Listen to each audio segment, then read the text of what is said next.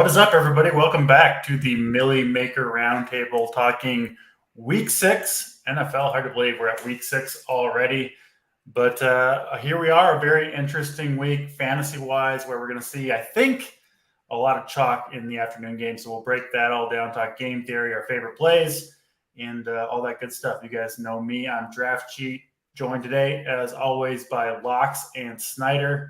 SNYDER, we'll start with you. What's going on, man? Hey, not too much. Just finishing up some college football games here. We got some shootouts coming down to the stretch there. Hopefully everything works out good for us over there on the CFB side. Ready to dive into this NFL slate. Coming off it was a pretty good week for me. I did pretty good in cash, and I think 4 of my 5 main tournament teams cash, so that's always good. Nothing too crazy, but just overall pretty good slate. Looking to dive into this. We got some interesting spots, mainly headlined by the afternoon games, but I think there's some early spots maybe we can find. Yeah, we'll go through all the games as we always do. 11 games on the main slate on this week. Obviously, a couple teams on bye, so we do have 1 or 2 fewer games. We'll go by the DraftKings order of games as we always do. If you want to follow along, just open up any DraftKings contest, and you can go along game by game. I was close last week, Locks, with the Bills news breaking. It became clear to me if Josh Allen was going to have a big game, it became clear who he would take with him. I talked a lot about Josh Allen on this show, but once, McKenzie, Crowder, the 2 slot receivers were out, and then the starting tight end was out, it became a situation for me where it's like, okay, he's going to go to 3 guys, Diggs, Gabe Davis, who are reasonably priced, Khalil Shakir, I think he was 3.2K, and then the backup tight end, whose name, honestly, I forget, but it was like the only 4 guys they never throw to the running back. So I made a rule on my Millie Maker teams. I actually played 100% Josh Allen and said I need 2 of those 4 guys. 3 of the 4 went off, and the tight end was close too. So I got close, but obviously, these GPPs, you got to be near perfect to get to the top. Didn't have quite the combinations, but it was a fun week. And my main thing, Locks, this year for me at least has been kind of riding these big quarterbacks, and that's going to be the case this week a lot for me too. Josh Allen, Patrick Mahomes going at it in the marquee game of the week. How was your week 5, Locks, and your thoughts in general going ahead here to week 6?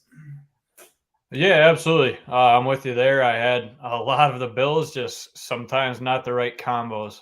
I did sprinkle in Quentin Morris a little bit, and he kind of failed us. He almost actually got in. And he fumbled at the 1 on a shovel. Fumbled at the 1. Yeah. So they all 4 would have gotten there if he got in on that play. Exactly. So, we were all over Shakir. That was nice. We all knew the McKenzie news was huge. He's back this week, so that changes things a little bit. But, interesting spots. I think there's a lot of spots to go this week. A lot of it's going to be chalky, but for a good reason. My week 5 was okay. Had a little bit of profit. I think I 2x'd or so on the week. So decent week for me. Nothing big hit though, but hopefully something happens this week. When you're playing primarily GPPs and big field GPPs, it's almost bittersweet, right? If you 2x or something like that, because you're on a lot of the good stuff. It was like, I'm DraftKings like 60% of my tournament teams cash, but just didn't quite get there on any individual one of them. So that's the goal. Obviously, we're talking Millie Maker, both DraftKings and FanDuel, just kind of large tournament field strategy in general, which I do think is critical this week, just because we know where most of the ownership is going to go. And you got to find some spots at least to get a little bit different, if not entirely different. But we'll break it all down game by game. We'll start with the first one, SNYDER, San Francisco, Atlanta. San Francisco, 4.5-point road favorites here. A 45 total. We've obviously seen a few weeks of Jimmy G now. San Francisco, they're going to do what they're going to do, right? They're going to run the ball. Jeff Wilson is going to get a heavy workload here. And then on the Atlanta side, we're going to see, of course, more Marcus Mariota. Looks like Kyle Pitts is going to play. But I don't know. I'm hesitant on most of these Falcons, to be honest. San Francisco, the only guy I really like is Jeff Wilson, but there are a lot of good running backs this week. So he could, I think, a little bit kind of, be off the radar, but he is my favorite play in this game. What do you see, SNYDER, San Francisco, and Atlanta? Yeah, I don't think there's too much really here that gets me excited here. Jeff Wilson, his price tag did come up a little bit from last week. He's no longer in the mid 5Ks. He's up in the low 6Ks now, but he's still, I imagine this is still a great matchup for him. He's still going to see, 16 to 20 carries, I think, in this game. So just volume based alone, I think he's definitely in play for tournaments. I think he's going to be quite low owned too with a lot of these other running backs. So I think he's definitely a really good option for tournaments. And then we get another game here with another tight end that keeps tilting us. Yeah. George Kittle. Yeah, both of them. I mean, I think I'm going to go to George Kittle, though, this week. He saw 6 targets last week, caught 5 of them, 47 yards, actually. So he didn't really do much, but I think this is a spot. The Falcons have a bad defense. I think this is a spot. Maybe they get George Kittle going. It was his birthday last week, like we were talking about. The birthday narrative did not come through, but maybe this week we'll get a little flop leg off that. I will have some Kittle in my tournament teams. His price is just way too cheap for his upside here. And I think Atlanta, maybe they're all right. They can maybe push back a little bit here. It's only a 4-point spread. It's in a dome. So I think this is a spot maybe I'll get to Kittle. I'm not going to play Pitts. So depending on whether he plays or not, I just don't think I can get there. Just one of those guys I haven't really ever played, and it just I think it's gonna be a lot easier on the time or my overall sentiment if I don't play him. I don't have to tilt him, but Drake London, he's gonna be a guy that people are gonna look to here, 5'4". He's one of those big upside guys. I mean, if he's out there, he's gonna see 6 to 8 targets, I think. So I think he's definitely in play here. They should be kind of playing from behind, so should be in more of a passing game script. But the thing to worry about, like I've been talking about, is Marcus Mariota. They're just not letting him throw the ball that much. His pass attempts keep going down. Last week, he actually threw for the most completions he has in a couple weeks. He completed 14 passes after only completing 7 the week before. So not too much here for me. Maybe some Drake London, some George Kittle, and then some Jeff Wilson, basically, is all the things I'll be looking at. Yeah, I think that's fair. Lax, I think the most likely outcome of this game and kind of, what the general public is thinking is going to be a lot of San Francisco running the ball, Jeff Wilson, San Francisco defense. I mean, frankly, that's how I see the game going down as well. But obviously, the most profitable spots are when you can go away from what the public thinks is going to happen to something else. And that thing obviously has to come true. But do you see this game? Do you see, an alternative outcome here? The only thing, Snyder brought up George Kittle. I mean, I think Kyle Pitts is kind of the same boat. These guys are pretty cheap. If you do think they are going to have big games at some point, then, I mean, they're so low owned and they're so cheap that it's almost worth investing in them a little bit, being maybe a little bit over the field on their small ownership percentages. But, man, it's hard to trust these passing offenses. And Kyle Pitts, we're starting to get more and more data points where it's like this guy just doesn't do anything. And now his whole game is speed, right? That's the number one thing that he has. And he's coming into the game with, it seems like probably a less than 100% hamstring. So I don't know. I can see the argument for both sides. You have a stance on Pitts and Kittle and then, everything else in this game. Yeah, I mean, I agree. I don't like anything from the Falcons side in this game. Pitts, yeah, you can get there, and I know I talk him up just because he has the talent to get there any given week, but I don't see it happening against this 49ers defense. They've been too good this year. So I don't see him having his breakout game now, especially coming off whatever injury he had last week. I do have interest in Kittle at 5,100. I'll definitely be sprinkling him in a little bit.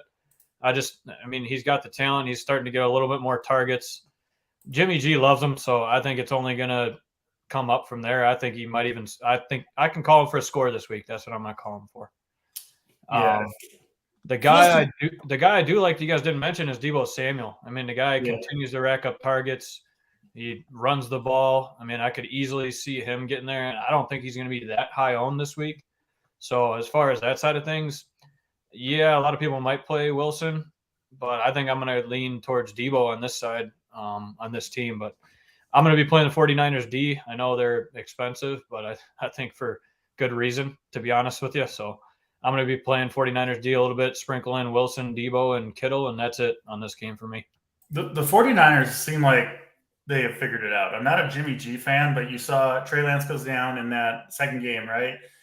They win that game easily. Then that first game in Denver that Jimmy G is starting, and they're just awful that game. Remember, he like backed out of the end zone for a safety.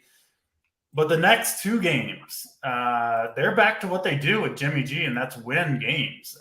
Won 24-9 against the Rams, and then went into Carolina, win 37-15. I mean, I think they go into Atlanta and get the job done. And if that's the case, Jeff Wilson, right, I think is the best play here. I like that 49ers D call. I think those two are pretty closely correlated, to be honest, even more so than most running back defense combinations. So yeah, I'm in on the Wilson and 49ers defense correlation. Let's move to the next game, New England and Cleveland. We get here to the first of many. The term I was going to use, Lox, is many chalky running backs. But the truth is, if you say many chalky running backs, well, then that reduces the level of chalk on each individual one. But we do get to one here who does seem like a great value in Ramondre Stevenson. 6K on DraftKings, 7,500 on FanDuel. He's been awesome to start the year. They are down Damian Harris. I do think Stevenson should and will get a lot of work here. They are 2.5-point favorites, though, are the Patriots going on the road to Cleveland. 43.5 total here. Of course, Nick Chubb is just absolutely beasting, but you will see Nick Chubb significantly less owned than Ramondre Stevenson, which is a kind of a, you can start the point of that's kind of the whole point of this slate. Everybody's paying down a running back for all these guys that are in new roles, and that's going to leave the top guys like Nick Chubb, under-owned. Your thoughts here, though, Cleveland and New England. Lox, go ahead. Yeah, I mean, you're going to see Stevenson reach, I don't even know, 30% ownership? I think right on. 25 to 35 would be my guess, yeah. Yeah, so, and I get it. I mean, in cash, you have to play them, I think, but we're talking GPPs, right? So we got to get a little different if we're trying to win something like that. Yeah, I'm going to play them. I'll probably be about at the field on them. I'm not going to be overweight on them. Maybe I might change my stance by tomorrow morning. I don't know, just because I think the dude's going to get 25, 30 touches counting. The Cleveland run defense has been awful. And Ramondre looks great and should get – I mean, what do you think his offensive snap count percentage is going to look like? 85? I don't know, 80, 90? Yeah. Something like that. 80, so, yeah, I mean, you almost have to play him. It's going to be hard to not, but I don't know. In GPPs, I don't like to – go too much, but I might have to this week and make an exception just for him. There are other good running backs coming up too that are even cheaper, and they're cheaper than Ramondre. So I get kind of being at the field on him and maybe a lot of these guys. That's kind of what I'm leaning right now. It's kind of following the field to some degree on the running backs and trying to win the week at other positions. Mostly wide receiver is where I think is the best place to get different this week personally. Anything else in this game, Lox, or we'll throw it over to Snyder? Yeah, just a little bit more in this game. New England is just really good at taking away teams' best attributes. I mean, I feel like all they're going to focus on is stopping the run. So, in all honesty, I'm probably going to be off of Chubb this week. He's been on an absolute tear, and I just think that's going to be Belichick's thing is, hey, we need to stop this guy. We need to make Jacoby Brissett throw the ball. So, I wouldn't doubt that Amari Cooper gets there again. I mean, Brissett loves throwing him the ball. And Njoku is a sneaky option too. So if you want to get a little different, I mean, that's a way I could see this game. You get a little different there. If you're going to throw Stevenson in there, get off of Chubb and go maybe throw in a little bit of Cooper and Njoku. Just that way. Yeah. I just think that's a way to get different. I think they're going to make them throw the ball because that's all they do is run. Yeah, that all makes sense. And I'm 100% with you on this. Doesn't seem like a Nick Chubb game. But then I see Nick Chubb. His projected ownership is 4%. True. I mean, are you going to be under on 4% on Nick Chubb? No, I won't be under that. Yeah, okay. I'll be around that probably. Yeah. That's all I'm saying was you have to take into account ownership percentages when you're talking about these players. And yeah, it's just a strange week in that regard. Let's throw it to you, Snyder. What do you think about this game? Yeah, I really like Stevenson in this spot. I've been playing him recently just because he's kind of had that pass game role locked down, and now I think he's going to see 75-80% of the snaps here. I think he's going to see the majority of the work here. So he's actually my favorite of all of these cheapier, chalky RBs here. So I think since we have like 4 or 5 of these guys, I think ownership might kind of spread out a little bit more than it should. I think if Stevenson was like one of 2 of the only chalk RBs on this slate, I think his ownership might be 40-50%. Yeah, I mean, he's gonna be like 30%. I think that's yeah. I think that's too low for his role right here in his price tag. And I really like this. Like looking back at the Cleveland Browns rush defense, like you said, they gave up 55 points the week before to the RB position. And the week before, they gave up 35 points to the team in the RB position there. So I think this is a great smash spot for Stevenson. So I'm going to be well over the weight on the field on him. I will play a little bit of Nick Chubb, probably.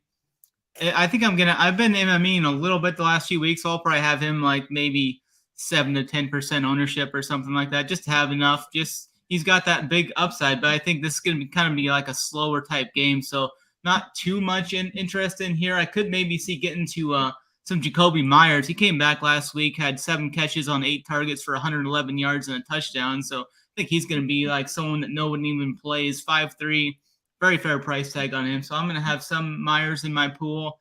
And then David Njoku is a tight end I'll have in my player pool at 4K. I like his upside here. I think the Patriots are going to kind of get on him here. So I think Cleveland should be passing, I think, more in the second half. So I like Njoku at the 4K price tag, but definitely going to be overweight on Stevenson. That's my favorite play. Yeah, it all makes sense. It's really, really hard not to like Ramondre Stevenson this week, to be honest. I'm expecting a big week out of him. It's just a matter of there are other awesome plays too. It is the big thing with Ramondre. Are there weeks, Locks, where running back, let's say it's like super thin, you want to spend down, you've got Ramondre down there, and maybe he's like on one of those weeks, 35 or 40% owned. I could see going, well over the field on one of those weeks. It's just this week, there's just so many options that it's hard to just like stake your claim with one guy because exactly. Right? And that's exactly where I'm kind of thinking is like I don't want to. I mean, if he's going to be 30, do you really want your entire MME portfolio to reside with one running back? Exactly. Not this week, you don't. Yeah, not this week. There's just too many. There's too many good options in that price range that you're just going to miss out on a couple others. If you jam him in and he busts, well, you're screwed. If you keep the ownership down a little bit, then you actually have a chance because say he is 35% owned and you match the field, well, you're not screwed because he didn't go 60% on him. It's not in my opinion, it's not as a fun of way to play fantasy football, but it's the smarter way to do it. Yeah, absolutely. Is to spread it around. With all these chalk RBs, are you guys going to be like setting a group and do like max 1 or max 2 of all these in your MME runs? Are you just gonna if all 4 or all 3 of them land in a build, are you fine? I'll say right now, I have no problem playing 3 chalk RBs. I'll absolutely play all 3 RBs if that's how it comes out. I don't care. And then you just try to get a value this wide receiver, right? Is how you want to do it. Yep. Or not. I mean, yeah. I think I might set a rule for max 2, I think is the way I was thinking about it. I might set a rule for at least 2 of these guys is what I might do. Yeah, literally. At least 2. But max 4 projections, that's what it's going to spit out anyway. So. Max 4. I'll get 4 of them. Yeah, there you go. Deluxe has got the cheat code to get that running back in there. Let's move on. We got to keep moving. New York Jets, Green Bay Packers. It is the Packers here, who are, of course, pretty big home favorites. 7.5 points, 45.5 total. We've seen SNYDER, Breece Hall, man, coming onto the scene. He looks like the next real deal dude, right? Some of these guys just get handed the role. I think McCaffrey, Barkley both did off the bat. Breece Hall kind of seems like the next guy who might be that like 80 to 90%, just workhorse back until he can't do it anymore. Dalvin Cook, Alvin Kamara, that kind of guy. He's been incredible, 5,800 still. Does have a kind of tough matchup, I think, going into Green Bay. We've obviously got Zach Wilson, impressive performance by the Jets last week. And then from the Green Bay side, you've got still the split backfield between Aaron Jones and A.J. Dillon. It has started to tilt more into Jones's favor in terms of the snaps and the touches. Locks is the Packers guy, so we'll get to him in a second. But I just don't know how much of that to trust. And then The Packers wide receiver core, I think, is a little bit interesting. They did lose Christian Watson. I mean, it is going to be all Allen Lazard, Romeo Doubs, and Randall Cobb, right? I mean, those are like really the only 3 guys that I think are going to get any work. So you got Aaron Rodgers behind helm, and they're expected to put up some numbers. I think these Packers are going to slide under the radar for some, to some degree. SNYDER, I get why, but they're relatively cheap kind of compared to where you look. So I do have some interest in the Packers. And then, yeah, I guess I spoiled it, but Breece Hall, kind of my favorite play from the Jets here. Go ahead, SNYDER. Yeah, I agree with that Breece Hall play. I mean, he should have had like a monster game last week. He was 3 points short of the 100-yard bonus, and then Michael Carter comes in, vultures 2 touchdowns from him there at the end. It was just I was on Breece Hall last week. I'm going to have him definitely in the pool again this week. I still think the price tag is great, under $6K, so definitely like playing some of these cheaper running backs because we see all the studs at the wide receiver position. I want to play a lot of those, so I'm going to be looking for some of these cheaper running backs like we were saying. So Hall shouldn't come at too much ownership, I don't think. Maybe 10 to 15%. Going to be back on him.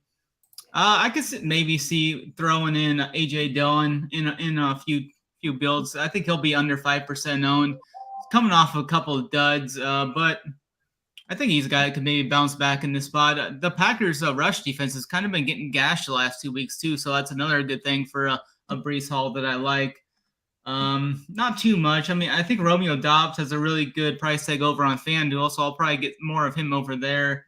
Him and Lazard are fine options. I lean more towards Doubs and Lazard, so I'll probably have some Doubs in the pool, and that's about it. I don't see too much from this game aside from maybe mixing in the running backs and then some Romeo Doubs.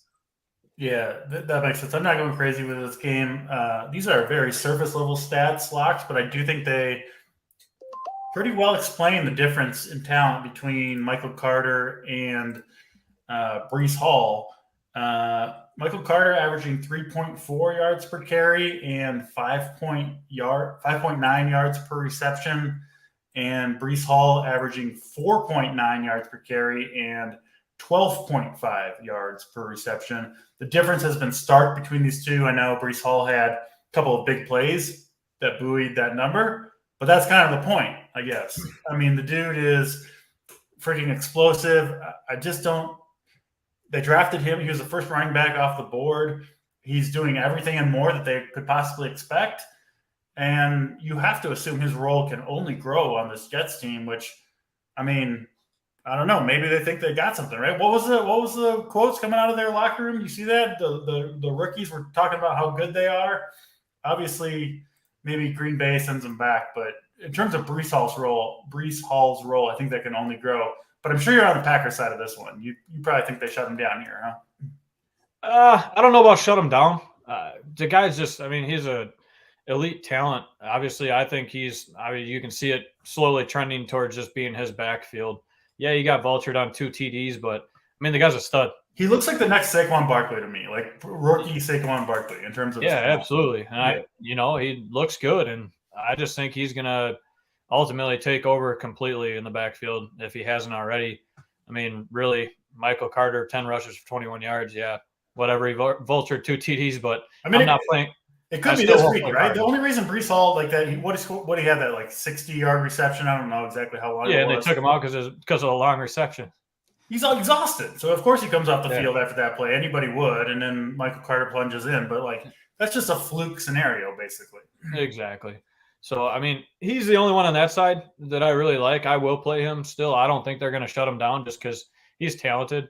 And they're not going to fully shut this team down. I mean, I don't think they're going to shut him out. Yeah, Green Bay has a good defense, but if they're going to get yards and points, I think Breece Hall is going to be a big part of that. So I do like that call. He's the only one I really like on that team. On the other side, I don't know. My Packers they're letting me down this year. They don't look very good. So I'm not too high. I am with you. I do think it's leaning more towards Aaron Jones' backfield.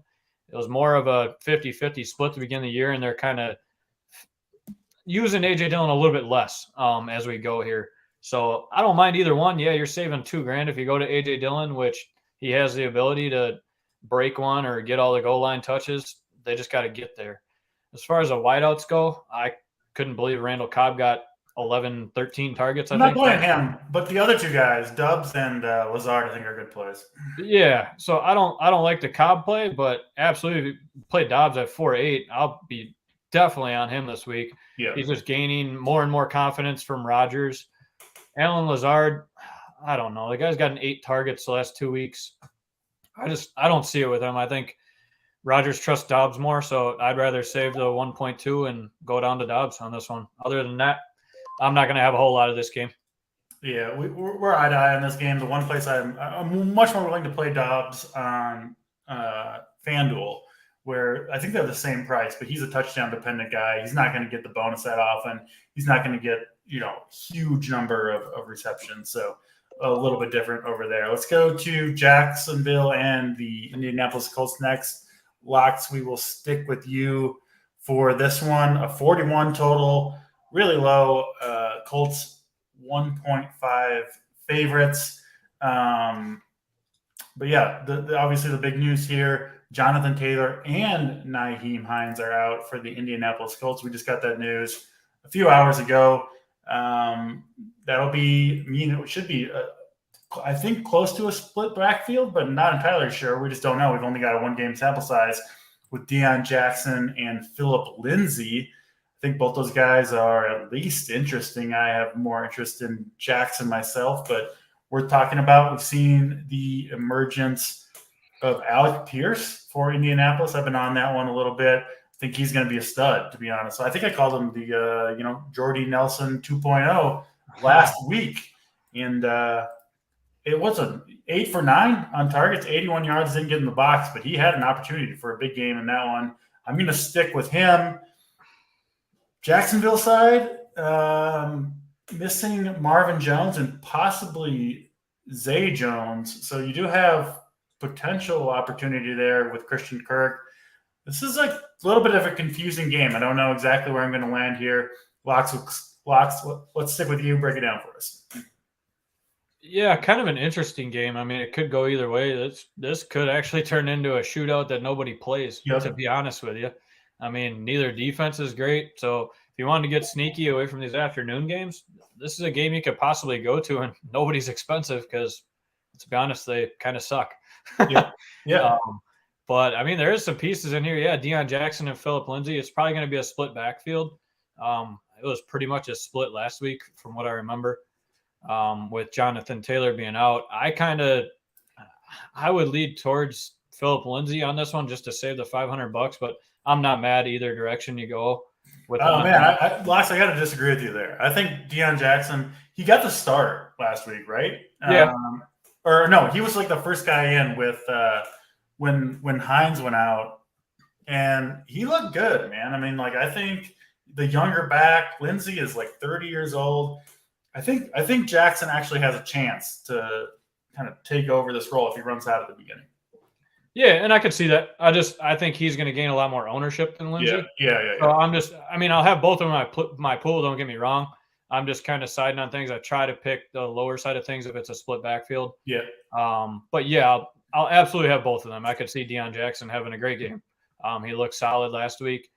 Lindsay looks solid too, and I think, to be honest, I think they roll with the hot hand. So if Lindsay gets hot or busts one off, I think he could take over more work than Deion Jackson does. That's just my take on that side of things. That's fair. Obviously, I like Pittman. I like Pittman every week. I love your call on Alec Pierce. He is turning into a stud. I mean, Matt Ryan clearly likes him. I think he finds his first touchdown this week. I could see that happening for sure. On the other side of things, I think they're kind of leaning on ETN a little bit. And if they're going to pass with all those wide receivers out, I think he catches a few more balls out of the backfield this week. So I like spending down at $5K for him rather than 6-1 for James Robinson. So that's where I'm leaning on that side. Christian Kirk, obviously, he's going to get peppered with targets with those guys out. He only had 1 catch for 11 yards last week. So I see a bounce back game for him. Other than that, I'm probably not playing this game that much. I might sprinkle in a little bit, just like I said, because it could be turn into a high scoring game that nobody plays. And there you have an edge. And then you can still fill it in with some chalky guys. Yeah. I think you'll get low ownership on this game in general, right? Like when we go over every game, we're making the case for some of these players. It can kind of seem like, I mean, if we're convincing, everyone else is going to see that. I don't think anyone in this game is really going to be that highly owned, including Deion Jackson, who I do like quite a bit. Snyder, what do you see between Jacksonville and Indianapolis? Yeah, I think it's interesting with the two RBs here. Jackson had 46 snaps to 30 of Lindsey's in the last game, so I think Jackson's going to see the majority of the work here. But like you guys are saying, it could be the hot hand, whoever gets hot. So I think it's worth having both in your pools for MMEing. 4,700 for Lindsey and 5,200 for Jackson's fair prices. I'm going to go right back to Christian Kirk this week. He's under 6K. Now, week 2 matchup against the Colts here. He had 6 catches, 78 yards, and 2 touchdowns, scored just under 26 points in that game. I think we could see a similar outcome there for him, so I definitely like him this week. I like the Pierce call you had there, too. A great price tag there, 4,300 upside there. Like, this game could kind of shoot out some, like you guys were saying. It's only got a 41-point total, but I think it definitely could go over that. Really close spread too, 1.5, 1, depending on where you're looking. So should be a tight game with some back and forth play here. So I think both teams are fine to attack there. Haven't really been playing Michael Pittman that much this year. I'd just rather go to Pierce, I think, for the savings there.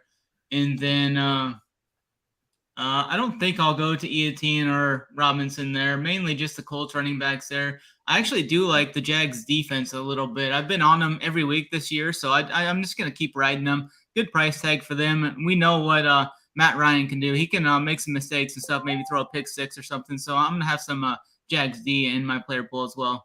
Yeah, all makes sense. I'll put one on the record right now. Alec Pierce finishes with a better season than Michael Pittman does. Take advantage of that price discount while you can get it. All right. You can clip that one. Maybe we'll see. Let's go to the next game. Minnesota and Miami. 45.5 total here in Miami. Vikings 3-point favorites. Tua apparently cleared from concussion protocol, Snyder, but still going to sit this game, maybe back next week. We'll just leave that for what it is. Bridgewater was apparently concussed with the new rules, right? Where they determined that he stumbled and then he cleared all the tests and he wasn't actually concussed, but because of the new rules from Teddy, he had to sit out. Kind of a weird bit of irony there for the Dolphins and the NFL last week, but it should be Bridgewater back under center here. I know a lot of people were on him last week. It'll be interesting to see if they go back. If you were on him last week, maybe you should be back on him. I don't really see why you wouldn't be, to be honest. I'm kind of lukewarm on this game. I'm always going to love Justin Jefferson, Snyder, and Dalvin Cook, had the big week last week. But, man, I just don't trust Kirk Cousins going on the road that much. And I don't know. I'm going to have less exposure to this game than I was going to say a lot of people, but actually I don't really think many people are playing this game in general. So I guess I'm joining kind of the group and I think will be a low-owned game overall. Snyder, your thoughts here? Yeah, I've got a question for you guys first before I get into this game. This game's being played in Miami. If you guys remember that Buffalo-Miami game, everyone thought that was going to shoot out. It's supposed to rain there tonight. It's going to be 85 degrees, 70, 80% humidity tomorrow. Do you have any worry? Part of what's affecting my decision here is that I just wonder if you guys had any worry about that. You saw all the guys were gassed, especially a Midwest team like Minnesota. The weather's kind of getting cool there. They're going to be kind of transitioning down south. I don't know if I'm overthinking it or not, or do you have any opinions on that? Yeah, I mean, it's an uncomfortable environment for a team in the north to go down into that heat and humidity. It's just a tough spot, I think, to go crazy. So I don't know. I mean, I was really confident that Stephon Diggs wouldn't be affected by the heat, which I kind of want to go say Justin Jefferson's not going to be affected by that, but I was wrong last time, and I don't know. Maybe I'll get zigzagged and be wrong twice in a row, but I'm not going crazy with this game. Yeah, I think I'll have a little Jefferson. I'm not going to have as much as I did last week. You kind of got me on him last week, and I liked him as well. That was a great low in play last week, so yeah. I don't know. I'll have some of him probably right around the field, probably maybe just a touch above the field. But I think Dalvin Cook's kind of getting a little steamed up a little bit. I don't think it'll get too crazy. Just kind of looking at his ownership right now, I don't think it'll get too out of hand. But I've heard some people kind of talking him up. not sure. It's like you were saying last week. It's just always that worry in the back of my head seeing Dalvin Cook getting carted off the field midway through the game. So I just kind of stay away from him. I do like Raheem Mostert again. It's another running back under 6K that's going to kind of help allow us to spend up in other spots. So I think he's definitely in play. The Miami defense maybe is in play too. They're under 3K, so that's a cheap defense that can get some sacks. Kirk Cousins, he can turn the ball over or whatnot. So I think they're fine there if the heat does affect the Vikings. Just not too much for me in this game. Then I'm going to kind of just stay away. Maybe some Jefferson, maybe some Mostert in the Dolphins defense. Yeah, this is one where the Vikings, I don't know, just a long-time Minnesota Vikings fan. And I feel like I'd do best with them if I just follow my gut. Like, what does my gut really say on the Vikings? And I just have a bad feeling about them this week. I'll still have some Jefferson. I'll still have some Cook. But I'm not making a stand here with the purple hats, Locks. Your thoughts here, Vikings and Dolphins? Yeah, I don't know. I'm not too worried about the Heat. I don't know what you guys are seeing, but I'm seeing that they're still going to start Skylar Thompson. Am I wrong? I believe so. That's what last I heard. But I know both of the quarterbacks were cleared concussion protocols. But yeah, okay, yeah. So I think they said Bridgewater's backing them up. So I mean, I'm definitely away from the quarterbacks in this game. Yeah. If they would have said Bridgewater's starting, then maybe. But I saw he was clear, and I just assumed he would make the start, but obviously got there. Yeah, so did I, and I saw it, and I'm like, okay. So I guess that shows you really, truly how little interest I have in this game. Yeah, starting quarterback. Absolutely. I mean, I don't know. I want to say Kirk Cousins is in a decent spot, but at the same time, you guys are talking me off this game a little bit, so I don't know where I'm at now. I was going to pair Kirky with Justin Jefferson a little bit in this game, and then maybe Mostert on the other side, but with Skylar Thompson starting, I'm probably not on Hill or Waddle this week. I don't know. I don't see this game getting to the 45.5-point total, to be honest with you. I think it's going to be under. Might sprinkle in. I mean, maybe I'll play a freaking Vikings defense if Skylar Thompson is starting the game. I don't know. The Vikings pass offense feels to me like a little bit like the Rams, where you don't need to play the quarterback. Just take Jefferson. Yeah, right? Absolutely. Like, he's one of those guys that you can play him by himself every week. I mean, he has the ability to get you 30, 35. You don't have to have Cousins. And you almost want to get as much of him as you can pretty much every week. But you don't need to, dabble with the secondary options here. It's just not happening for guys like Thielen, Osborne, you know what I mean? Or the quarterback. Just take the top, 4 offensive option in the league and leave it at that. I mean, honestly, I like to throw you guys a little bit more people in these games, but this game's easy for me too. Justin Jefferson on the other side, Raheem Mostert. That's pretty much it. Yeah, we teased it at the top of the show. The 3 games at the end of the 3 afternoon games are clearly the best games, I think, on the slate. We will get there. Let's keep it moving, though. Cincinnati and New Orleans. A little bit of a low total here, 43. It is the Bengals 3-point favorites going on the road to New Orleans. I did not have Taysom Hill last week, who was I think he was a top scoring quarterback on FanDuel. Which is just crazy because you can't play him at tight end. What do you have? 4 touchdowns. But yeah, it'll be Andy Dalton behind center. It looks like, or we'll see if Jameis Winston goes. I'm guessing it'll be Dalton behind center. Looks like that's confirmed at this point. Joe Burrow and this Bengals offense, Locks. Man, they don't look good to me. We'll see if Higgins plays. Mixon's getting stuffed at the goal line all the time. I know if the crew from Cincinnati, Big T, Uncle T, are watching, maybe they're hating, but I don't have that much confidence in this Cincinnati offense right now. This is another game where I'm not going to have that much exposure to it. We'll see if Chris Olave ends up playing. We already know Michael Thomas is injured. So there are, Jarvis Landry out, potential value spots here, but I just don't see a ton here that I love. Your thoughts, Locks? Yeah, I'm kind of opposite of you. I actually kind of like this game, to be honest. I said it earlier in the week, and I think Joe Burrow bounces back. He has a lot of bounce back games. I think Jamar Chase is going to have a stellar game. The guy's been shut down for, 4 weeks in a row now, and he's too talented to keep getting shut down. I know Lattimore's a good corner, but I think he's going to roast him. I don't know. I have a feeling that Jamar Chase is going to have a good ass game this week. So I could see that happening. These are the spots where he seemed to go off last year when everybody's off him. I don't know. I've had that feeling all week. So I'm off him. Yeah, I hear you though. So I'm on him there. Mixon, I was on a lot at the beginning of the year, and this offensive line is just freaking horrible. He can't find nowhere to run. So I don't know. I'll be off him, but I like the Burrow Chase this week, to be dead honest with you. He seems to like Hayden Hurst too, so not a terrible play at 3-3. I mean, huge value there at 3-3. The guy gets, I think he's got like 6-7 targets the last 2 weeks, or at least a few times this year. So I like him, throwing him in there at 3-3. Why would you not at tight end? Save some salary again. On the other side of things, if Olave is out, I love Kamara again this week.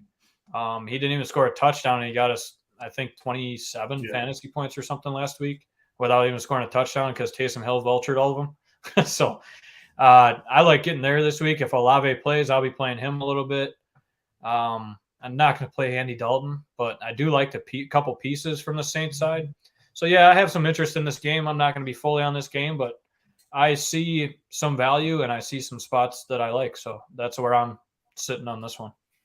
Yeah, that all makes sense. I'm mostly fading this game. I actually like the defenses a little bit. So a game, usually we're kind of on lockstep on a lot of the takes, a lot of the games. A little bit different here.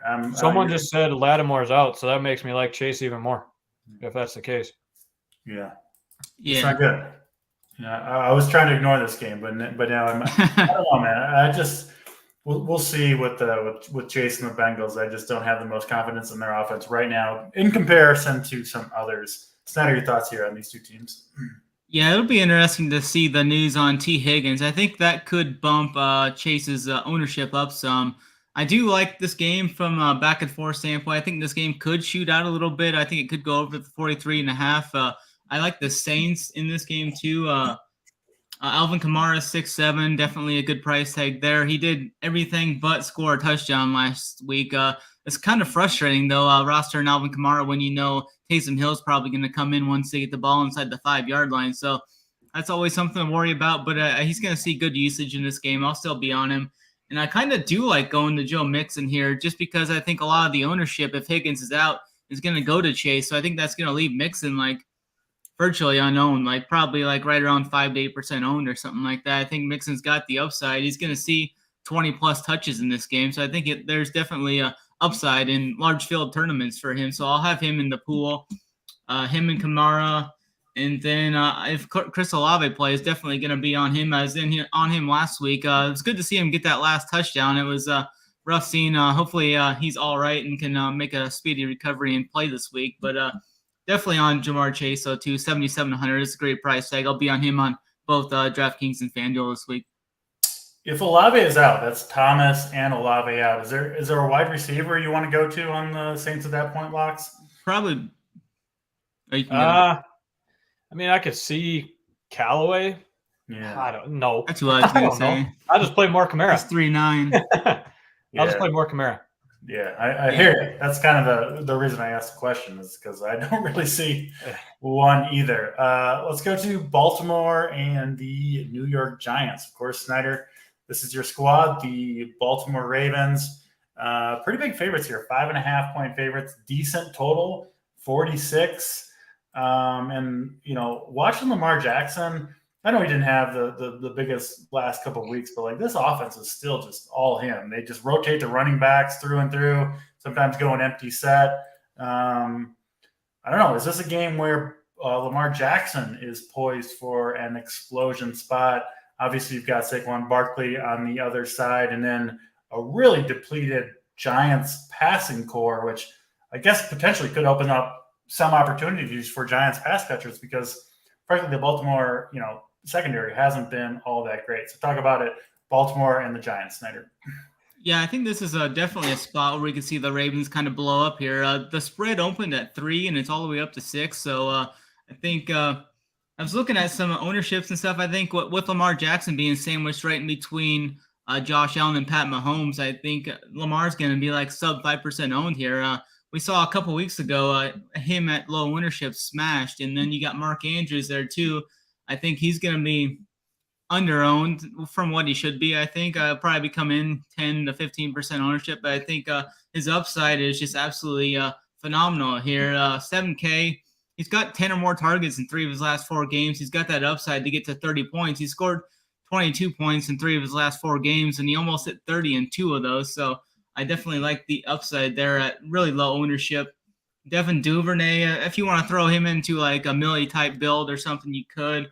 I think I'll just mainly be focusing on Lamar Jackson and Mark Andrews here. And then looking at the running backs on the other side, you got Saquon Barkley at 7,700. This Ravens defense has not been what I thought it was going to be coming into this year. So I think Saquon's definitely in play as a run back if you like there. But I was building some teams earlier. I was doing like a Mark Andrews, Lamar Jackson stack, and then putting in like a Gabe Davis and MVS, trying to put some chalk in there too, just a way to differentiate the chalk with playing a low-owned stack like the Andrews and Lamar there. So I like that for tournaments for sure. Yeah, it makes sense. I think, honestly, ownership's been low on Lamar all year long, but I still think he's one of the guys that could locks potentially compete with, even if Mahomes and Josh Allen go off, you could still get like a 40 burger from Lamar that surpasses them both, right? So I think that's an interesting way to go from a game theory perspective. Your thoughts here on the Giants and the Ravens?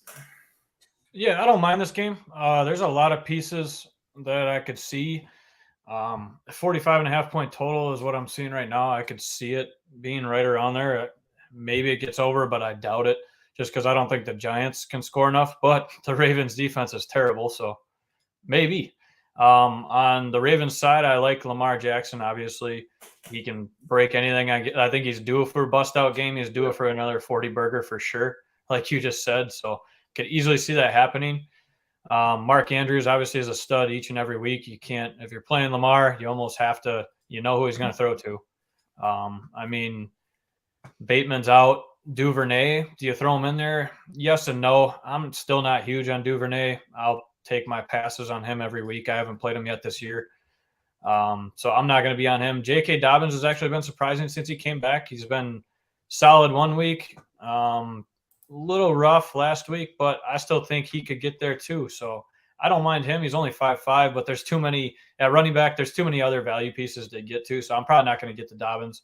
On that side, I'm just going to hit Lamar and hit Andrews. Nothing else on their team. On the Giants side, I like Saquon. Dude's been a stud this year. He's looking back to his first self when he first got into the league, not injured, all that stuff. So I like him. The one piece I do like at 3,600, if he plays, is Wan'Dale Robinson. He's my kind of value play there. I think if he plays, I think he's kind of sneaky. So I'll probably have him in my player pool. I do think he plays this week. I think that's going to be the only wideout from that team I sprinkle in. But at 3.6, I'm comfortable with it, playing him a few times. I think he's the type of player that can bust up this Ravens defense like we've seen in the previous weeks too. So I like that. And like looking at Lamar and Andrews, if they put up 70 or 75 and say Allen and Diggs only put up like 70 or 5 points less, I mean, you got so much leverage on the field. Doesn't matter where you go other ways than that, I think. So that's interesting. Yeah, I like the Lamar to Andrews call. I mean, I think Andrews is the number 1 tight end this week. I would take him even over Travis Kelce. I don't know if that's a hot take or not. Probably not. But, yeah, Andrews just a beast. Devin Duvernay, I do think is interesting. I mean, he kind of fizzled in the second half of that game, Snyder. But in the first half, it seemed like he was like the go-to guy in their offense, getting carries. I just think it's a matter with him where he can't really – he's not like actually a true wide receiver, right? He can't really like run – like beat a corner one-on-one where he needs to be schemed open. Like he's a kick returner type, but explosive. I still think he has upside. I think he's explosive enough to have that upside. I compare him a little bit to Rondale Moore, right? Kind of, in my opinion, the same type of player where they've got to be open to get the catch, right? They're not going to win a contested catch ever in the end zone, that type of thing. So I get the why you're not on him, Locks, but I do think in this specific game, I don't know. I wouldn't be surprised to see him catch one over the middle and take it to the house, which obviously at that point, if you contribute anything else, you're a pretty good play at that price point. So I do like him a little bit. And yeah, the Giants guys, I like the Robinson call. I mean, we just don't know. He was a beast in college. Was targeted more than anybody. They were talking him up all camp, and then he goes down week 1 right away, right? And we just haven't seen him. But I think potentially that could be a good call on Wan'Dale Robinson. So I like that. Let's talk about the last afternoon game on the slate. It is the Tampa Bay Bucks and the Pittsburgh Steelers. Of course, the Bucks are big favorites in this one, 10-point favorites, biggest on the week going into Pittsburgh, 46 total. It'll be another week of Kenny Pickett. And then, Tampa Bay starting to get healthier. Evans, Godwin, good to go. They are still missing or will be missing Julio Jones. Locks, let's go back to you on this one. What do you see Tampa Bay and Pittsburgh? Yeah, I'm not huge on this game. Just pieces from it, to be honest with you. Could be high scoring. I'm seeing Brady projected as like maybe the second or third highest owned quarterback on DraftKings, which is a little surprising to me. Yeah, and just like last week, I don't see myself getting there, to be honest. I see myself getting to his wide receivers, but I just don't think he has like a 35-40 burger in him anymore. I just kind of want to play like one of Evans or Godwin, Yeah, and that's what I'm going to do. I think that's all I'm going to have in my pool. Maybe, I'll still have some Uncle Lenny in there, but I think I'm going to have majority just Evans and Godwin on that side. I'm going to be kind of off of Brady. I might sprinkle him in a few times, but I'll definitely be under the field on him because I'm paying up at quarterback. Those top guys they're too hard to get away from, and I don't think Brady can get there. I think he has a decent game. I don't know. I'd rather play the pieces for him, the wide receivers, Godwin and Evans, stay off of him and just get different that way because I'm spending up in that spot. On the other side, I like Pickens. I'm going to keep liking Pickens because Pickett likes Pickens. That was hard to say. But, the guy, he's gotten peppered with targets from Pickett the whole time Pickett's been at quarterback. So 19 and 14 points the last couple of weeks. I think he scores a touchdown this week. I could see him getting his first NFL touchdown against Tampa. So I do like him on that side. And then Deontay Johnson, he still gets balls thrown his way. I think he had 13 targets last week. So it's hard to get away from a guy that's getting peppered that well. Other than that, I'm off of it. So I two wide receivers on both sides and then maybe Fournette, and that's it for me on this one. Yeah. The question for me is with Brady, I see him projected for around 23 fantasy points. If you told me he was going to score 23 fantasy points exactly, I don't think I would really play him on this particular slate. And I just don't think his upside is as high as some of the other guys. I've talked about that a lot with quarterback, just the lack of being able to run. He doesn't do the QB sneaks thing anymore, really. And yes, the projection, the value looks good on him if you look at median projections, but we're going to get to a quarterback in Josh Allen who put up 33 points in one half. You know what I mean? More than I think Brady's full game ceiling really even is at this point. Obviously, he could get there, but realistic ceiling. So I'm with you on Brady. I do like Evans, Godwin, Pickens, and kind of mostly it for me there. Snyder, your thoughts here? Yeah, I actually kind of like this game quite a bit from the Tampa Bay passing standpoint. I've been watching the Steelers pass defense the last few weeks. They've just been getting absolutely torched by opposing receivers. And you see Brady's thrown for 350 yards in back-to-back games heading into this. I think this is a spot where Tampa Bay, he could throw 3 or 4 touchdowns in this game, honestly. So I'm going to have some Brady there. I'm seeing his ownership even under 10%. So if I can get Brady under 10%, Evans under 10%, I think that's a great million maker type large field tournament construction. So I really like Evans in tournaments. I think Godwin's going to be more popular. That's more of like the cash type play. So I'm going to have a couple doubles even with Brady, Godwin, and Evans. I like Pickens coming back from the other side. A great price tag on him, $4,600. Elite talent. I think he should have been like a top 5 receiver coming out of the class if he wouldn't have got injured. Back-to-back games with 8 targets. Caught 6 balls last week, 83 yards. I definitely agree. I think he gets into the box this week too. So I'm going to have some Tampa Bay stacks with Pickens coming back. Deontay Johnson's fine too. He's just a little more expensive, but definitely going to see the targets. Good for a good DK play though. maybe I go back to some K-Dot, and he's still under 3K. Depends on the status of Cameron Braid. I'm not sure there, but Tom Brady absolutely looked to pepper him quite often last week. So definitely interesting there. I don't think I'm gonna play Zach Gentry for 2,600. He's a cheap a tight end for Pittsburgh with them having Freiermuth out this week. But I'm gonna be on some Brady this week with some Evans in tournaments, and then probably some Godwin as well. Couple things. I guess I'll play Uncle Lenny though too in some builds and stuff, especially probably on 7,400 isn't a bad price tag, so he'll make the pool too. I don't think I'll play him with Brady though. I'll make that rule. So Robert Kraft's wedding was last night, Friday night. There was a picture posted on the internet of Tom Brady at Robert Kraft's wedding. I'm not, I don't try not to buy into the narratives, but like, those two are like meeting up during the wedding, and Brady's like, yeah, I'll put out a fucking show for you on Sunday. And we know there are times when Brady can just puts up 40 points and wins 40-7. I could see one of those games where Brady just decides he's going to go absolutely nuclear, keep putting up the points. And I really like the Buccaneers defense here. One of the best defenses in the NFL, getting a lot of pressure. I mean, Pittsburgh's offense, like I kind of like Kenny Pickett long term, but he's like running for his life back there. You know what I mean? Like the offensive scheme is bad, the offensive line is bad.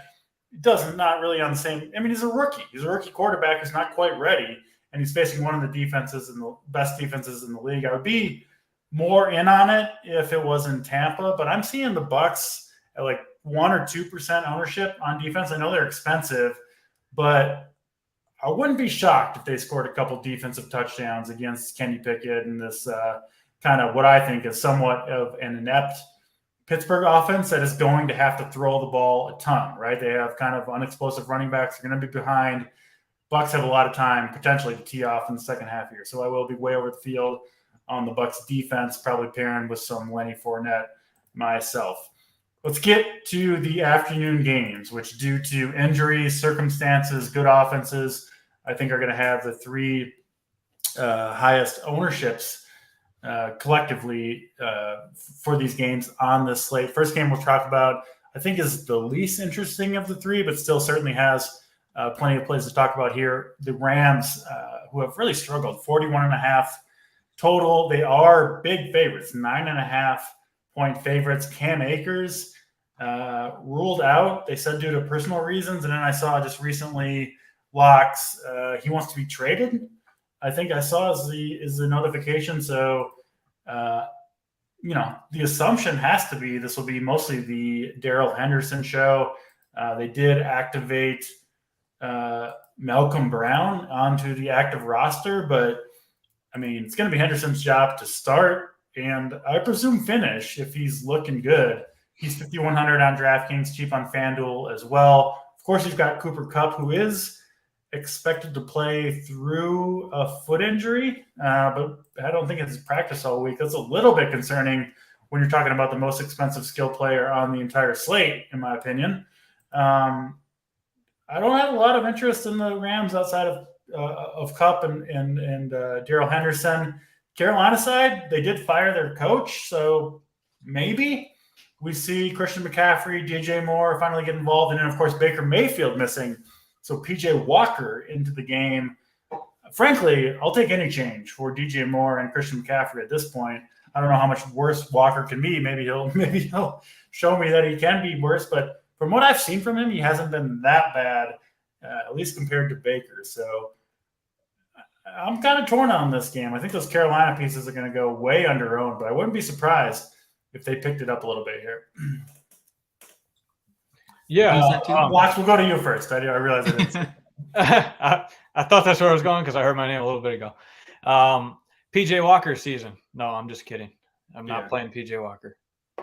Better play than Joe Flacco in week 1, so I'll give you that. Yeah, true story. I do actually, to be honest, I think it might be an upgrade for McCaffrey. I think so. I mean, there was a quote. To be honest, the first thing Walker said when he was asked is like, "What's your plan at quarterback? How's things going to change?" And the first thing he said was like, "I'm going to get the ball in the hands of my weapons. That's my job as quarterback," which is like the best possible thing you could say if you're trying to buy back in on McCaffrey and DJ Moore. Yeah, and that's the thing. I mean, I think those two kind of get rejuvenated with him. I think the offense was just freaking down and out with Baker. So I think he might rejuvenate them a little bit. He's going to try to get the ball to McCaffrey. I mean, we're shitting on McCaffrey, and the guy, I mean, the last couple of weeks he's at 23 and 25. No, we're shitting on the offense, not McCaffrey. Yeah. And it's just like nobody wants to play him, but he's still getting there. Yeah, he's 8-3, but I don't know. The guy had double-digit targets last week. He had 12. I think he can get double-digit targets again. He's going to rush the ball probably 15 to 20 times. So I could see getting to him. I do like him. He's not going to gain much ownership just because of the way the year's gone. The Panthers' offense has sucked. But I think I'm going to have him for sure. I'll be over the field on him. I don't know how much yet. And then DJ Moore, I think it rejuvenates him a little bit. I mean, I think he's going to – it's just been sad with him. The guy's a good talent, and Baker just is horrible. So I'm interested to see, just like you said, I'm interested to see what Walker brings to the table with this team. And I think Moore and McCaffrey will definitely be in my pool this week just because I don't want to miss out on it in case he does use them a ton. You know what I mean? So I'm there on that side. On the other side of things, yeah, Darrell Henderson, I think he takes over the backfield. He's going to take it by storm. Malcolm Brown, not Malcolm Brogdon. I'm thinking NBA already. But Malcolm Brown, I don't think gets very many touches. He'll spell them here and there, but it's going to be Henderson's backfield now that Akers is pretty much going to be out of the picture, I think. And then Cooper Kupp. The guy's just a stud. Yeah, whatever. He's questionable. I hate when they throw that in there. The guy was always going to play, I think, so I'm not too worried about him. And then Higbee. I don't know how you don't play Higbee at 4,600. Every week, the guy just continues to get peppered and peppered and peppered. He hasn't scored a touchdown this year yet, so I could see him getting his first one too. I know I said that for a few guys, but these are just some things I look at. I mean, the guy's getting peppers with targets. He's $4,600. Yeah, I'm going to have some of him in my player pool for sure. So I like that guy. I'm on Higbee, Kupp, and Henderson on the Rams side. The other side, Moore and McCaffrey. I could also see a little bit of the Rams D on my builds that I don't go with any Panthers. So that's where I'm at on this game. That's where my head's at on this game. I'm seeing Kupp projected like 12% ownership. I'm going to say he's coming in lower than that, to be honest, with the questionable tag, with a projected low total in this game.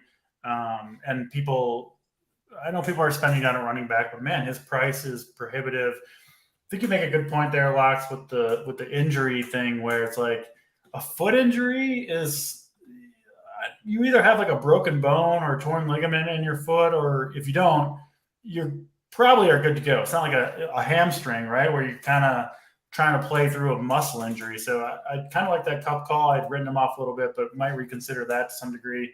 What about you, Snyder? What do you see here, Panthers and Rams? Yeah, I actually like Henderson more so now that you say that Akers is stepping away because he wants to trade. I could see McVay just being like, all right, screw it, we don't need you, and just jamming Henderson 20, 25 times in this game, especially with Cooper Kupp's kind of nicked up and such, but I think he's definitely interesting. His price over on FanDuel is way too cheap, so I'll be overweight on him on FanDuel for sure. So I'm going to be on him in this game. Cooper Kupp definitely still going to play him. I mean, he's just plug and play. It's basically all they have. I think the Rams kind of get right here and kind of handle the Panthers this week to bounce back off that loss versus the Cowboys last week. And then you look at Tyler Higbee there. He's basically their de facto number 2 receiver. So his price tag's still under $5K. 4,600 is too cheap for him there. I was right on the Allen Robinson is dust preseason kind of coming in. That hasn't burned me yet, so I'm going to keep staying off of that. Mainly it's just Henderson here and some Higbee. I'll probably – not sure what I'm going to do with Kupp yet. I'll have to wait and see what they say, like leading up to the game and such, if he actually has a tough injury or not. But I'm going to be off of Stafford as well. So basically just Henderson and probably the Rams defense. I think I could get to the Rams defense as well in this game. I think they're going to be fairly low on, maybe 15% or something or lower. The price tag's up there a little bit over 4K. Here's a call. Panthers win this game outright. That's what right. I don't need the points, as Big T would say. Panthers I was on the Cowboys last week, yeah. Yeah, rejuvenated under PJ Walker, get Baker out of there, get their head coach out of there, and get the ball to DJ Moore and McCaffrey against a Rams team that Listen, I tweeted before the first game, the Rams are going to take a big step back this year. I don't have a lot of faith in this team right now. So Carolina goes into LA and gets that win. That's my prediction for Rams and Panthers. 2 more games to get to, and they only continue to get more intriguing fantasy-wise. I think if you're being realistic, if you're playing cash games, these are the 2 games where you're going to get a lot of the pieces to your puzzle from. First one, Arizona and Seattle. 51 total between these 2 teams, 2 defenses that rate out near the bottom of the league. And I guess, Snyder, the question is, how much do you believe in Geno Smith and this Seattle offense? Because if you do, these guys are values. Geno Smith still sitting below $6K. Metcalf, Lockett are very reasonably priced. And now you've got Rashad Penny out of the equation. Should be a lot of Kenneth Walker. They're one of their top draft picks. I think a 2nd-round pick for Seattle.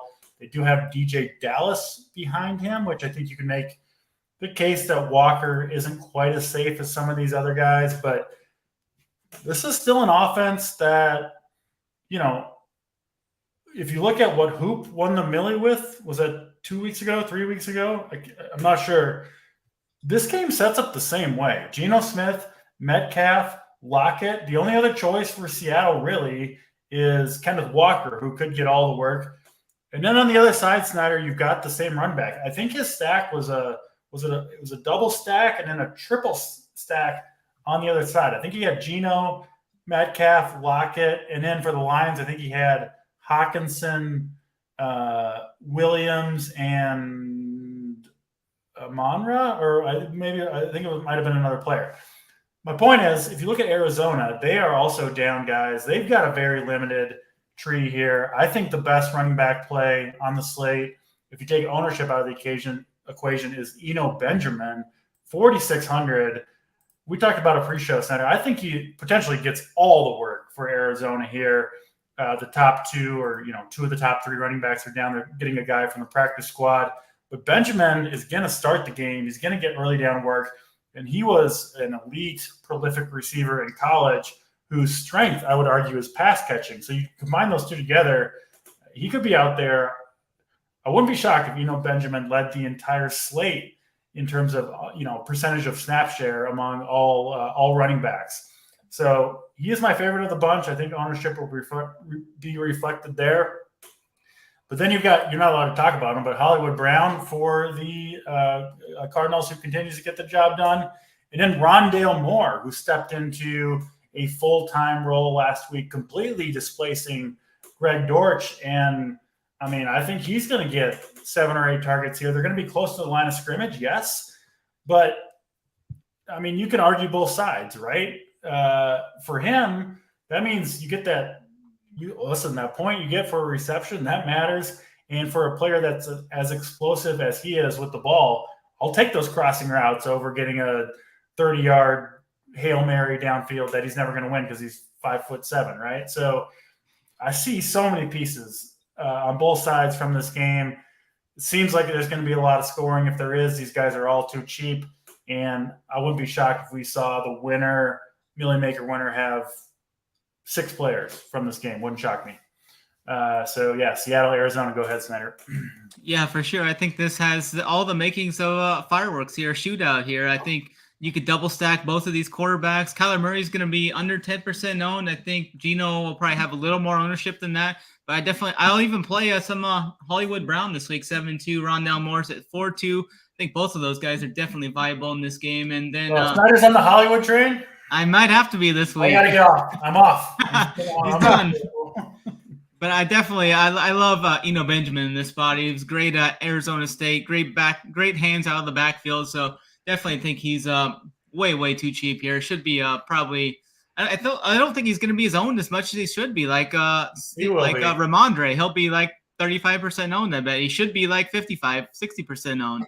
So I'm going to be overweight on Eno. I think he's a great option there. And we got the Cardinals away from home. So this is another key stat for the Cardinals. They play better away from home for whatever reason that is. So that's another thing that I like about this game. So, yeah, I'm going to be stacking this game multiple ways, I think. Double stacks, single stacks, bringing it back every which way you can. You got you also have Zach Ertz there too, under 5K. He's going to see multiple targets, catches in this game too. I like Tyler Lockett as well. For some reason, DK just kept his price right where it was, I think, from last week. Maybe even dropped it 100. I'm not sure, but he's way underpriced here. You got DK Metcalf a little bit higher, still under 7K, though. I think he's got big upside here. I think Geno Smith wasn't he like top 3 PFF graded quarterback heading into this week or something like that? I seen. I mean, any numbers you look at, PFF, yards per attempt. If you think it's all a fluke with Geno Smith, I mean, okay, but you can't deny what he's done so far. There's no question he's been as efficient as anybody. And Russell Wilson has, I mean, I mentioned it almost in jest last week, where it's like, well, who's really holding this offense back? Maybe it was Russell Wilson, who has sucked going to a new team. Geno Smith steps in here and has dominated with 2 elite weapons in Lockett and DK Metcalf. So, yeah, it's interesting, Locks. I'm curious. Shout out JT Hayes. 3 weeks ago, I think it was, JT Hayes was saying play Geno Smith. Yeah, no, I mean, sometimes you see something, you just see it, and you know it, and you believe it, and you go with it, and you can find awesome spots in DFS like that. You got to trust your instinct and trust your gut. But yeah, at this point, Locks, it's like, I don't want to be late to the Geno Smith party, right? And you missed out on all the goodness, and then you get the badness, and it's like you lost when he was good, and then you lose when he was bad, right? If you're late to the train. So it's a question of if you believe, is he going to keep doing this? Is he going to put up 5,000 yards and 40 touchdowns? I mean, he might. I don't know. That's kind of the question, right? Is he legit? Even if he's not, though, he certainly could be this week, because this is a matchup between 2 really bad defensive teams. I'll throw it to you here, Lux, just a second. But one more question. So there's 2 milli makers this week on DraftKings. One is the $15 or $20 buy-in, whatever it is, I can't remember. The other is a $555 buy-in. What will Eno Benjamin's your best guess is ownership percentage be in the $20 and in the $555? And the $20. I'm curious if you are on the same page as me on this one. In the $20, I would say probably 25%, if I had to guess. In the 555, I'm going to say 15 to 20, maybe. I don't know. Okay, so you're low. So you're basically saying you're a little lower on him than maybe you think, because obviously, in general, the higher you go up in stakes, for the most part, the ownership of the good players goes up. I was going to go the other way. I think he's going to be higher in the 555 than That's he is. what I was going to say. I could see that too. I don't know. I just think there's so many value pieces down here. I just don't know which way either one of them is going to go. That's where it's tough, and I could see that. I mean, I could see him being steamed up to 35, 40% really in the 555. I don't know. I could see it trending the other direction just because the other value pieces there. Yeah, that makes sense. Your general breakdown here of this game? Yeah, I'm with SNYDER. I mean, I definitely could see this thing blowing up. And to be honest, I might have more exposure to this game than the next one we're going to talk about, just to get different, because I think a lot of the ownership is going to go to the last game we're going to talk about. So I'm leaning that way too, which pains me as a Josh Allen and Patrick Mahomes stan. Oh yeah, because here's why. I mean, whether you've realized it or not, here's why. If both of these games go off, the pieces, which you still know who they are way cheaper on the Arizona-Seattle side than they are on the Kansas City-Buffalo side, right? So if both games go off, it's going to be the Arizona-Seattle side that's on the winners, because the pieces that you can surround them with are better, right? Yep. Yeah, and that's where I'm kind of thinking. I mean, you got 2 value running backs here. So this is where I think a lot of the ownership at running back is going to go. I know we talked about the couple earlier, and we were waiting on these ones when we were talking about Ramondre Stevenson. But when he's 6K and you got Eno Benjamin and Kenneth Walker down here at 5.4 and 4.6, I think that's what's going to keep some of the ownership off of Stevenson, to be honest, just because these guys are so cheap and it's going to be such a high-scoring game. But at the same time, I mean, in a lot of my lineups, I think I'm going to go away from these running backs and play the other guys because they're going to get steamed up. I like Kyler Murray. I like Marquise Brown. I like Rondale Moore. I like Zach Ertz. I could see this freaking pass offense just going crazy and Eno all of a sudden flopping for everybody that plays him. I don't think he's going to flop necessarily, but for all the ownership, why not go to the other side of the thing and make it a pass-heavy game for the Cardinals? So I could see that. I could also see the complete opposite where the two value running backs just break out and go crazy. So it's whatever way you see this game going. I mean, there's so many different ways you can play this game because, like you said, there is value everywhere here. I mean, there's not anybody that's really, other than Murray and Hollywood Brown, over 7K that you can play. Can you fade this game, Locks? Because I think you kind of have to choose a side on any individual lineup. I think you got to get pieces from this game in most builds. Yeah, I think even if you're playing heavy on a Buffalo Chiefs game, your other pieces are going to be from this game. I mean, I think you're just missing out if you're not doing that. So, like I said, I'm going to be heavy on the Arizona pass attack just to get a little different from Eno. I mean, I'm going to play him. Obviously, but when I'm saying this, I'm playing 150. You know what I mean? I'm trying to give you guys all different angles of it, the way I look at it and stuff like that. So, I mean, I'm going to be heavy on Kyler Murray with Rondale Moore at 4.2 and Zach Ertz at 4.9. I mean, look at all the value there. And then I can freaking go heavy on, say, if I want Diggs and Gabe Davis or whatever I want from the other games. You know, you got a lot of spend-up opportunity if you go that direction. On the other side of the game, yeah, you could pair Geno Smith, with DK Metcalf and Tyler Lockett. Or you can just simply run Kenneth Walker by himself with the passing on the Arizona side. So I'd say if I'm heavy on the passing side on one side of this game, I'm going to be on the running back on the other side. If I'm heavy on the Seahawks, I'll be heavy on Eno Benjamin on the other side. So it's all depending on how you're going to build your roster and stuff like that. But I think I'm going to be heavy on this game and throw pieces of the Kansas City Buffalo game in there. Is where I'm at. Will you guys be setting any rules like with your running backs versus the pass catchers? Like Locke just said, he's only going to play the running backs if he's playing the pass catchers. Are you guys going to set any rules with both the chalk running backs and then with you're going to set some weird rules or something to kind of separate those guys, you know? I'll say one for sure I'm going to set. I won't play Geno Smith and Kenneth Walker on the same team. Yep. That makes no sense to me. The one I wouldn't mind playing is I could actually see a Kyler Murray with Eno. Yes. With another wide receiver or even Ertz. But not Geno and Kenneth. I'm not playing. Yeah. So if I do that, if I do like a Murray, Benjamin, Ertz, say I do that, then I'll play Walker. So I have both running backs from the game value-wise, and then I'll still have pass catchers as well. Yeah, that'll be unique. Murray feels like the guy to me that's kind of lurking in the weeds on this slate. He's going to be like 4 or 5% owned. He hasn't had the big game yet. There's been bad narrative around him. I mean, SNYDER, even dating back to freaking preseason best ball season about, Call of Duty comes out and his stats come off. And then there was the whole thing about the contract where, he wasn't working hard enough and he had to put in X amount of hours of film study per year. And it seems like the public has kind of given up on Kyler Murray's ceiling player when if you watch him play, he's still got a ceiling, right? He can still throw it deep. He can still run. He's still got enough weapons there, I think, against a really, really bad defense. So, I mean, Seattle is potentially the worst defense in the league, right? I mean, they're right up there, both these teams. So, yeah, this game feels like it's going to be a shootout. If it is a shootout, you will need pieces from this game. They're too cheap. So it's okay not to go all in on this game, but you got to grab something, I think, on most builds. Let's go on to the last game of the slate. Of course, the marquee matchup of Sunday, Buffalo, Kansas City. Long history between these two teams. We typically see shootouts. Josh Allen, Patrick Mahomes.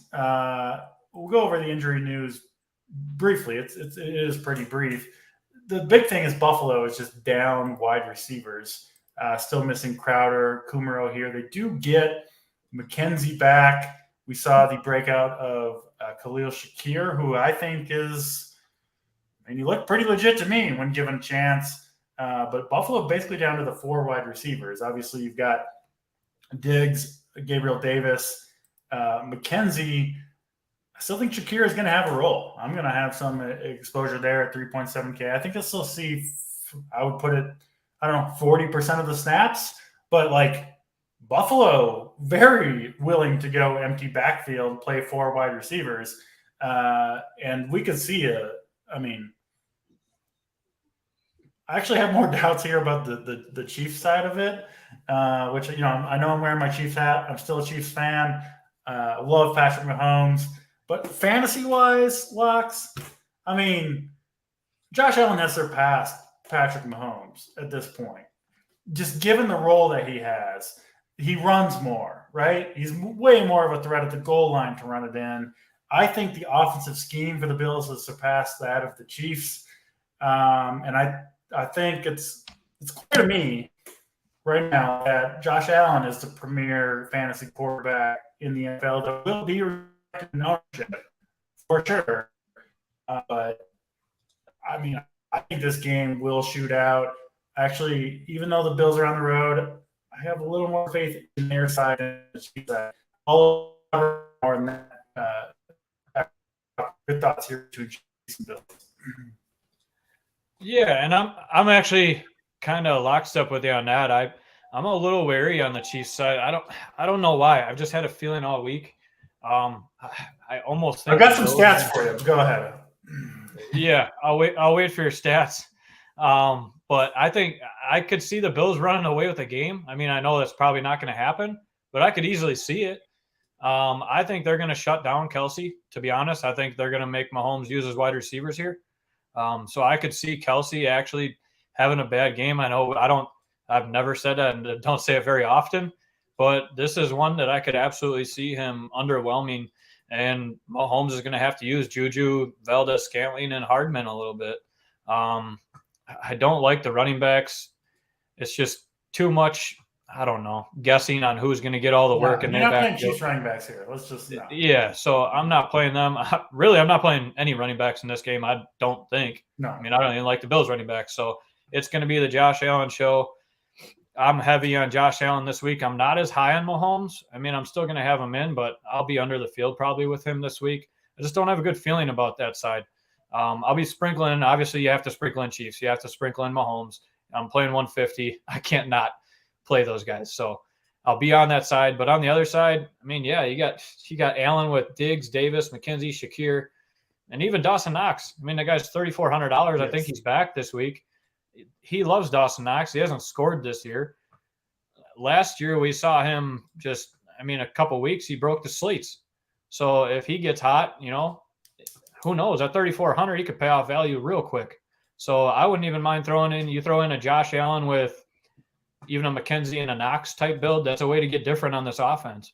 Everyone's going to want to play Allen with Diggs and play him with Davis. Davis typically owns Kansas City.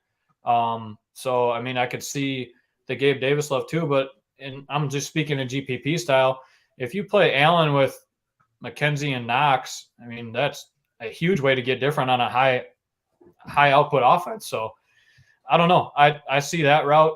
I don't know. I'm not high on Kansas City this week. So I'm going to have bits and pieces, but I'm not high on them. Yeah. It almost pains me to completely agree with you. Obviously, I kind of set it up with my opening remarks on the game. Looks like a troublesome spot, honestly, to me for the Chiefs. The Bills blitz at the lowest rate in the entire league. They generate pressure with the front four. That's how you get to Mahomes, right? You drop the 2 deep safeties, make him throw underneath. That's not his talent. The true talent is when you pick up the blitz, right? When you blitz him and he's able to throw a rocket down the field for a streaking player for a touchdown. When you make him pick apart a defense, it's not quite the same. I think Buffalo has linebackers and corners that can cover Travis Kelce. So I'm a little worried about him just being able to get open. And then the other Kansas City wide receivers are so hit and miss. I do think the Bills, I know what they're going to do. They've got, like I said, they've got the lowest blitz percentage in the league. They'll probably even blitz less than that number. They're going to drop back into coverage and make Mahomes do it while double covering or having a good cover player on Kelce. And I mean, I love Patrick Mahomes, and he could absolutely prove us wrong, right? And light it up for 5 touchdowns. 100% that could happen. But just diving deep into this game, I'm way more concerned about Mahomes' ability to move the ball than I am about Josh Allen. I just don't think this Bills passing offense is – I just don't really see it being stopped, to be honest, with what they're doing, with what they're scheming, their players, Josh Allen. And so I think Josh Allen's going to get his thing done. Maybe Patrick Mahomes matches him. Yeah, I mean, I wouldn't be upset to see it. I'm a huge Patrick Mahomes fan, but I just have a hard time having the same faith in Mahomes here than I do with Josh Allen. I'm seeing Stephon Diggs, SNYDER, projected for lower ownership than he should be. I mean, this is the dude who is, clearly the number one, not 1A, right? You could, if you go to Lockett and Metcalf, 1A, 1B, that's kind of arguable which is which. This they have a 1A. It's Stephon Diggs. I know Gabriel Davis, scored 2 long touchdowns, and maybe he will this game. I'm not saying I don't like Davis, but Diggs is the guy that I want each and every week. He's just an absolute beast, on the same page with Allen, and I just don't see him really being stopped. His floor seems like it's 17 fantasy points or something, and the ceiling is, I don't know, 200 yards and 4 touchdowns, some crazy. So, yeah, give me all the Diggs I can get. I'll have plenty of Gabe Davis. I'm going to play Shakir and McKenzie as well. Again, pick 2, and then Dawson Knox. No thank you on any of the Buffalo running backs. No thank you on the Chiefs running backs. But the Chiefs wide receivers, SNYDER, what the top finish for one of these guys is 14 fantasy points through 5 weeks? Something like that? Which won't get you anywhere close to the optimal. And no more worried about Travis Kelce. SNYDER, I hate how much I'm kind of talking about these Chiefs. The thing is, if you play, let's say you play Allen, Diggs, Knox stack, or Allen, Diggs, Gabriel Davis stack, whatever it is. The natural thing is just to click on Travis Kelce, right? So we're going to see so many of those teams, and he's so expensive that I don't think you necessarily have to run it back with Josh Allen, which is a crazy thing to say in this game, but I think it makes some sense here. Go ahead, SNYDER. Yeah, for sure. I think it's the big telling point for me in this game is the Buffalo Bills being like a -2.5, -3 point favorite. I like the Bills defense too, by the way. Let me put that out there before I forget. I'm going to be full fading Kelce here. The Buffalo defense, they absolutely shut down Mark Andrews a couple weeks ago, held them to 3.5 points. The defense is ridiculously good. It's so good. They got those 2 stud safeties. I'm going to be heavy on the Bills here with you guys. I think maybe the only Chiefs players I play is MVS at 4,500. I think that's a fine price tag too. I think he's got a good script there. And I might actually play some Jerick McKinnon this week. 4-7. I think they're going to be trailing in this game. That's going to lead more to him in the passing game. All these running backs, you can't play Jerick McKinnon this week, man. I think I can play 10 to 15% of him or something, mix him in a little. I think he could catch a dump off and take one to the house, and he'll be not gonna be enough. 1% owned. Yeah, it won't be enough with it Walker might not be, and Darrell Henderson and I hear you. Anyway. I think that's the second Chief I might play though. I'm not going to play Juju. I think Juju's dust still. He had that one good year 3 or 4 years ago, so definitely not going to him. I definitely love this Josh Allen led passing attack though. I think I am going to set a rule though.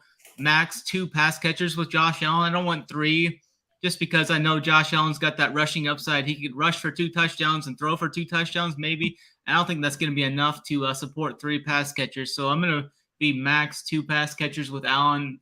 Diggs, awesome play. Gabe Davis coming off that great game. Still priced down. 6.5's a fine price tag. McKenzie and Shakir, kind of a little worried about those 2, but I'm going to mix them in some. I'm probably not going to be too high on those 2, just here and there, sprinkle them in that. But yeah, I think the Bills defense is an interesting spot too to kind of get different in these builds and such. If you want to stack up the Arizona-Seattle game and roll a Bills defense with some Bills players or something, I think that's definitely interesting in a way to kind of get different in this. the 54 total is definitely going to attract everybody to this game, I think. So I'm right there with you guys on the Bills. I think the Bills are going to come in and kind of rout the Chiefs here to kind of get some revenge. But it's hard to say, though. Mahomes always has that ace up his sleeve, it seems, though. Yeah. So, I mean, you just never know. But I'm going to be on the Bills in this game, and Josh Allen most importantly. Yeah. Locks, this is like are you seeing the same thing I'm seeing where Mahomes is like 3 to 5% owned? I mean, yeah, I was just looking at that. I'm like, man, maybe I want to play a little bit more of them, but so, I don't know. We'll bring it all the way back, I think, to one of the first games that we talked about, Nick Chubb. We weren't particularly on him, but if he's going to be 3% owned, I'll take 5%. If Mahomes absolutely. Those are spots you almost have to get over the field on a little bit just because of the talent, and the variance that's involved in a football game and DFS. Yep. When you see a mega talented player in a good spot, a pretty good spot that's super low owned, you just got to get a little bit over the field. But that'll do it. That's week 6, Millie Maker Roundtable. Going to be a crazy week where I think you're going to see a lot of people in the early games up top in tournaments. They're going to be popping bottles, SNYDER locks, and and then they're not going to cash at all. And hopefully that won't be me because I'll have a lot of PMR. I'll tell you that when it comes to the afternoon games tomorrow. So it should be an awesome slate. Thanks for tuning in. As always, please hit the like, hit the subscribe. It does help us to bring you this show free of charge each and every week. Good luck tomorrow to everybody. We've got the full lineup of shows, both free and, of course, premium on runpuresports.com. So, going to be an awesome week 6. We appreciate you joining us for Locks. For SNYDER, I'm DC. We'll check you next time.